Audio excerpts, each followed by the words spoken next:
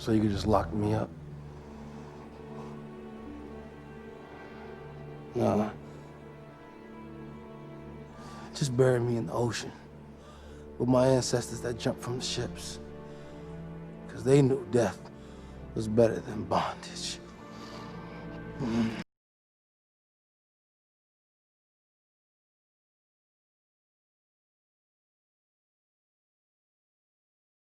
For me, where I'm from, you know, you play football or otherwise, you know.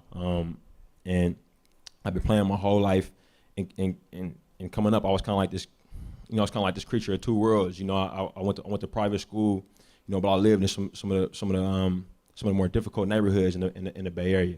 So I didn't really fit in anywhere except the football field. I really liked math and science, and I got a football scholarship to a liberal arts school called St. Mary's College in the Bay Area. And I went in there and I wanted to major in chemistry, you know, because I really like chemistry.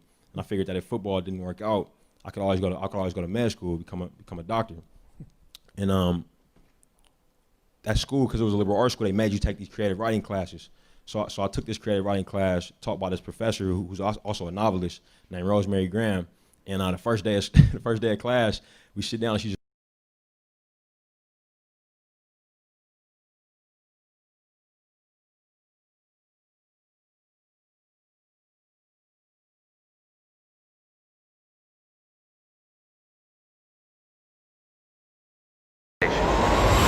Fruitvale Station is an independent film about the last 24 hours in the life of Oscar Grant.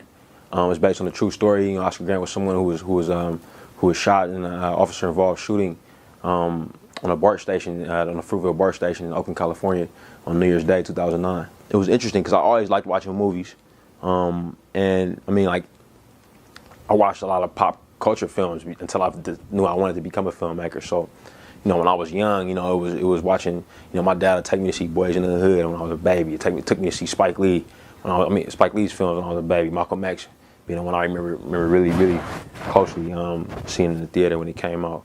And then it was, you know, it was all the films that all the film school brats, you know, that everybody came up watching. It was, you know, it was Spielberg, Scorsese, it was Coppola, you know, these films are the ones that I would watch intently back then, you know, some Philip Kaufman and stuff. And I watch all school movies too. I watch Hitchcock.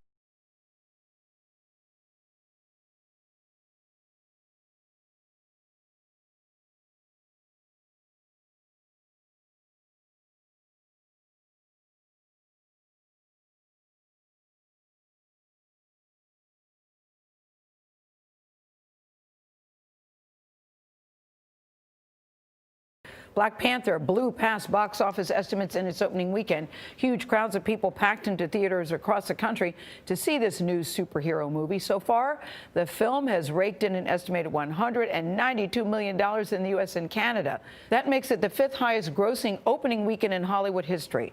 Jerika Duncan shows us how Black Panther is making its mark as a cultural phenomenon. The big cat is out of his cage and pouncing on the big screen. Black Panther is the latest in a long line of Marvel comic book superheroes turned movie stars.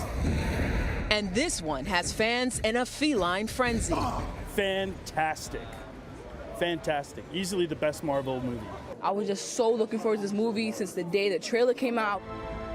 Typically, movie superheroes, whether Men of Steel, Gods of Thunder, or Dark Knights, are white. My son, it is your time.